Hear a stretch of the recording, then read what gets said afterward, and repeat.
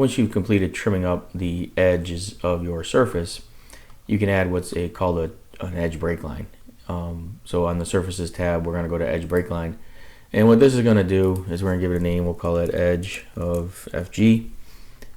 We can put it on a layer, and then we can choose a surface that we want to use. And what it does, you can think of it as a shrink wrap, or you can think of it as kind of going all the way around the edges of our surface and creating an edge breakline. So when we do that, you'll see now I have this line string, or this break line that goes along the edge, and that just makes sure that if you add or rebuild your surface with data internally, is that it won't put those triangles back.